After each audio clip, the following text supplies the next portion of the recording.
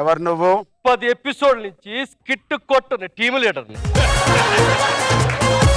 వీళ్ళని ఏం చేద్దాం అనుకుంటున్నావు? చెప్పను ఇన్స్పెక్టర్, చెప్పను. చెప్పాలి.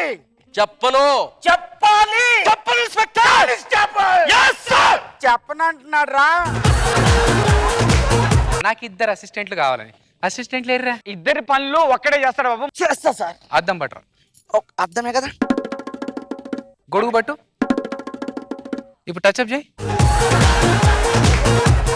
నేను బాగా డబ్బులున్న అమ్మాయిని ప్రేమించాను. మా మామ ఏమో నీకు ఫ్యామిలీ ఉంటేనే నీకు పిల్లనిస్తా అన్నాడు. అందుకే మిమ్మల్ని ఫ్యామిలీ లాగా తీసుకెళ్తున్నా. మా మామ వాళ్ళ ఇంటికి ఏం చేస్తారు? అమ్మా అయ్యా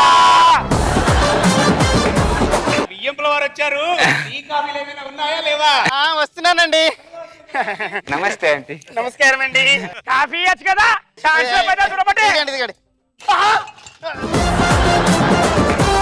ఇప్పటికే 99 జంటలు కలిపాను. ఇంకొక జంట కలిపితే నేను గిన్నిస్ బుక్ లో ఎక్కొచ్చు. ఇంతకు మీ ఆయన ఎక్కడ? ఏమో. ఒకసారి ఫోన్ కలపండి, నేను మాట్లాడతాను. ఓకే. సిగ్నల్ లేదా? కాదండి, ఎన్నిసార్లు చేసిన నో బ్యాలెన్స్ అంటుంది ఏంటి? ముందు మీరిద్దరు భార్య భర్తలని కన్ఫర్మ్ కండి, ఆ తర్వాత నా దగ్గర రండి. ఉందండి, అతను నా హస్బెండ్. నా దగ్గర ప్రూఫ్స్ ఉన్నాయి, చూడండి. ఏంటమ్మా అది? ఇది నా మొగుళ్ళ లిస్టు.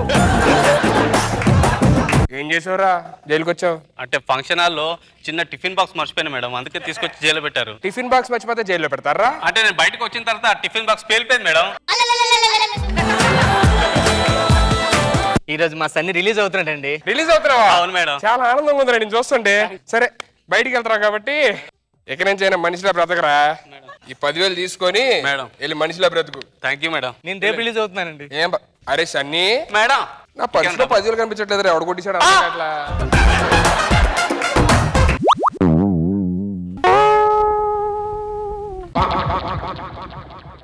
ఇంతకీ మీరు జైలుకి ఎందుకు వచ్చారండి? అమ్మాయిని వదిలేసానండి. మీ ఆవిడని వదిలేస్తే జైలుకి ఎందుకు వస్తారండి? వదిలేసిన బిల్డింగ్ మీద నుంచి.